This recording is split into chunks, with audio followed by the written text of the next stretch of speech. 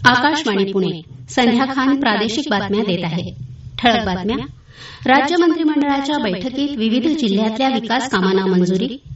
3 October हा दिवस यापुढे मराठी अभिजात भाषा गौरव दिन म्हणून साजरा होणार. पंतप्रधानांच्या हस्ते आज वाशिम, मुंबई आणि ठाण्यातल्या विकास कामांचं उद्घाटन आणि पायाभरणी. रेल्वेचं खासगीकरण कधीच होणार नाही, रेल्वे मंत्र्यांचं स्पष्टीकरण. आणि राष्ट्रीय महामार्ग प्रकल्पांमुळे आर्थिक विकासाला गती मिळेल, केंद्रीय मंत्री नितीन गडकरी यांचा विश्वास. आता सविस्तर बातम्या. राज्य मंत्रिमंडळाच्या काल झालेल्या बैठकीत गावठाणाबाहेरील शहरातल्या बहुमजली इमारतींखालील तसंच वाणिज्य आणि औद्योगिक वापरातल्या जमिनींवरचा अकृषिक कर माफ करण्याचा निर्णय घेण्यात आला. राज्यातल्या प्राचीन आणि ऐतिहासिक वास्तूंचं नुकसान केल्यास 2 वर्षांच्या तुरुंगवासाची आणि 1 लाख रुपयांपर्यंतच्या दंडाची तरतूद कालच्या बैठकीत करण्यात आली. पुणे शहराभोवतीच्या वर्तुळाकार रस्ता प्रकल्पालाही यात मंजुरी देण्यात आली. पुणे जिल्ह्यात दौंड इथं बहुउद्देशीय सभागृहासाठी नगरपंचायतीला शासकीय जमीन उपलब्ध करून देणं, नाशिक जिल्ह्यातल्या त्र्यंबकेश्वर तालुक्यातल्या कितवी प्रकल्पाशी संबंधित विविध कामांना मान्यता, छत्रपती संभाजीनगर जिल्ह्यातल्या पूर्णा नदीवरच्या 10 साखळी बंधाऱ्यांना मान्यता, तसंच आंतरराष्ट्रीय स्तरावर महाराष्ट्राचं नाव उज्ज्वल करणारे खेळाडू आणि त्यांच्या प्रशिक्षकांच्या पारितोषिकांच्या रकमेत वाढ करण्याला काल मान्यता देण्यात आली. ऊसतोड कामगारांसाठी अपघात विमा योजना, लहान विद्युत प्रकल्प आणि सौर ऊर्जा प्रकल्पांचा बांधा, वापरा, हस्तांतरित करा या तत्वावर विकास करणं, कोकण आणि पुणे विभागासाठी राज्य आपत्ती प्रतिसाद दलाच्या 2 कंपन्या स्थापन करण्याला मान्यता, त्याचबरोबर आरोग्य क्षेत्रातील उत्कृष्टता केंद्र स्थापन करणं, जैन, बारी, तेली, हिंदू, खाटीक, लोणारी या समाजांसाठी आर्थिक विकास महामंडळ स्थापन करण्याचे निर्णय मंत्रिमंडळानं या बैठकीत घेतले. मराठी भाषेला अभिजात भाषेचा दर्जा मिळाल्याचं जाहीर झाल्यानंतर काल राज्य मंत्रिमंडळानं पंतप्रधान नरेंद्र मोदी आणि केंद्रीय मंत्रिमंडळाचं अभिनंदन केलं. तसंच 3 ऑक्टोबर हा दिवस यापुढे मराठी अभिजात भाषा गौरव दिन म्हणून साजरा करण्याचा निर्णय घेतला. दरम्यान काल राज्यात ठिकठिकाणी विविध संस्था संघटनांकडून मराठीला अभिजात भाषेचा दर्जा मिळाल्याबद्दल आनंदोत्सव साजरा करण्यात आला. पुणे पुस्तक महोत्सवातर्फे पुण्यात झालेल्या आनंदोत्सवाला केंद्रातले राज्यमंत्री मुरलीधर मोहोळ यांच्यासह साहित्य, सामाजिक संस्था, शिक्षण, कला क्षेत्रातले मान्यवर उपस्थित होते.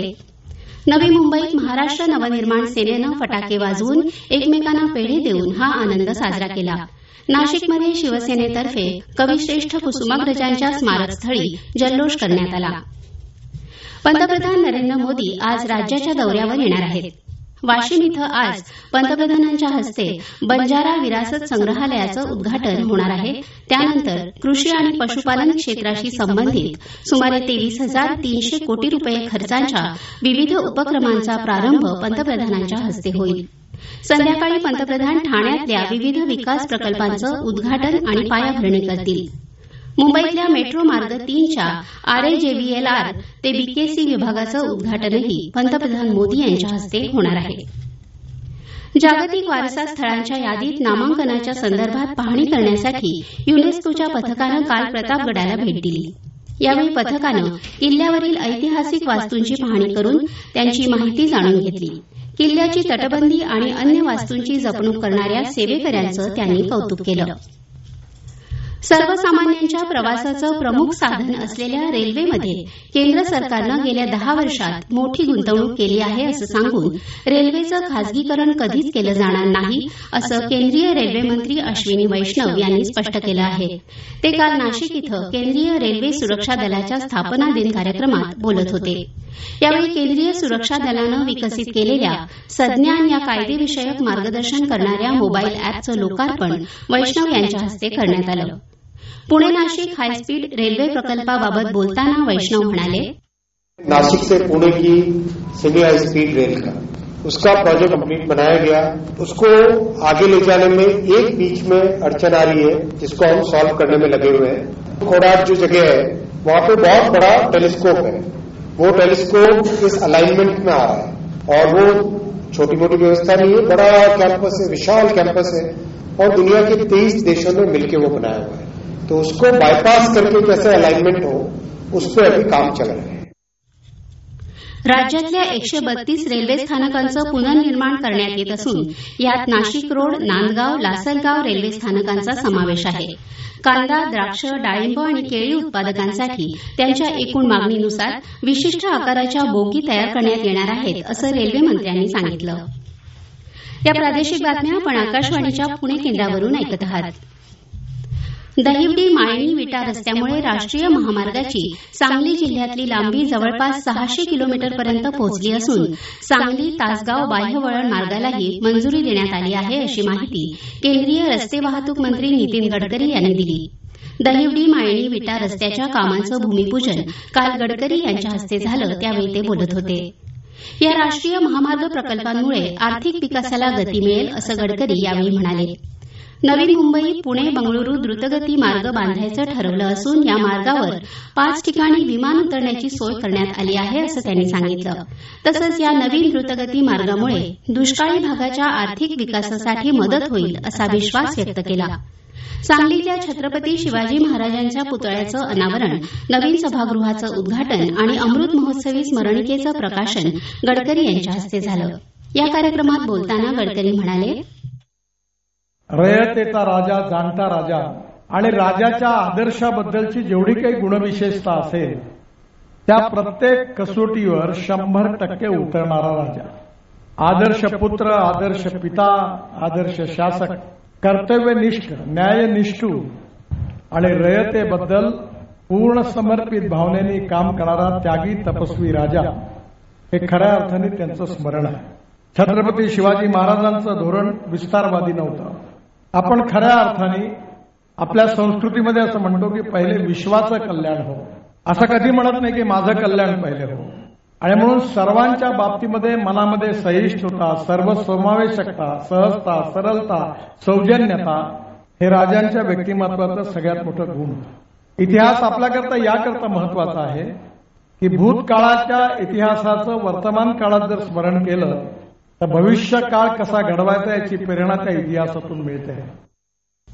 रत्नागिरी जिल्ह्यात 29,550 कोटी रुपयांच्या 2 प्रकल्पांना मंत्रिमंडळ बैठकीत मंजुरी मिळाली आहे. राज्याचे उद्योगमंत्री आणि रत्नागिरीचे पालकमंत्री उदय सामंत यांनी दूरस्थ प्रणालीद्वारे घेतलेल्या पत्रकार परिषदेत ही माहिती दिली. सेमीकंडक्टर निर्मिती आणि संरक्षण उत्पादन क्षेत्रातले हे प्रकल्प रत्नागिरी तालुक्यातल्या वाटत आणि झाडगाव महाराष्ट्र औद्योगिक विकास महामंडळ क्षेत्रात होणार आहेत. लोकसभेतील विरोधी पक्षनेते आणि काँग्रेस खासदार राहुल गांधी यांचा कालचा कोल्हापूर दौरा अचानक रद्द करण्यात आला.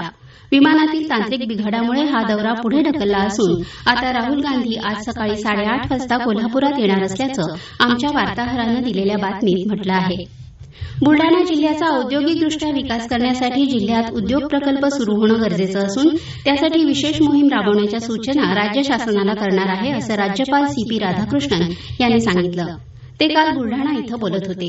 जिल्ह्यातले प्रशासकीय अधिकारी, राजकीय पक्षाचे प्रतिनिधी, उद्योजक, पत्रकार, खेळाडू आणि सामाजिक संस्थांच्या पदाधिकाऱ्यांसोबत त्यांनी काल विविध विषयांवर चर्चा करून शासनाच्या उपाययोजना सांगितल्या. महिलांच्या T20 विश्वकरंडक क्रिकेट स्पर्धेत पहिल्याच सामन्यात काल भारताला पराभवाचा सामना करावा लागला. या सामन्यात न्यूझीलंडनं भारताचा 58 धावांनी पराभव केला. न्यूझीलंडनं प्रथम फलंदाजी करताना 4 गडी गमावून 160 धावा केल्या. प्रत्युत्तरात भारताचा संघ 102 धावांवर गारद झाला. येत्या 24 तासात राज्यातल्या सर्व विभागात तुरळक ठिकाणी पावसाचा अंदाज हवामान विभागानं व्यक्त केला आहे.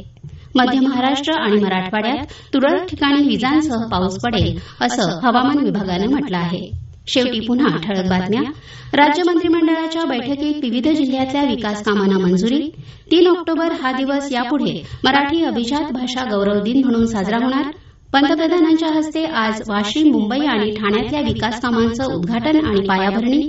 रेल्वेचं खासगीकरण कधीच होणार नाही, रेल्वे मंत्र्यांचं स्पष्टीकरण. आणि राष्ट्रीय महामार्ग प्रकल्पांमुळे आर्थिक विकासाला गती मिळेल, केंद्रीय मंत्री नितीन गडकरी यांचा विश्वास. आकाशवाणी पुणे केंद्रावरचं प्रादेशिक बातमीपत्र संपलं. नमस्कार.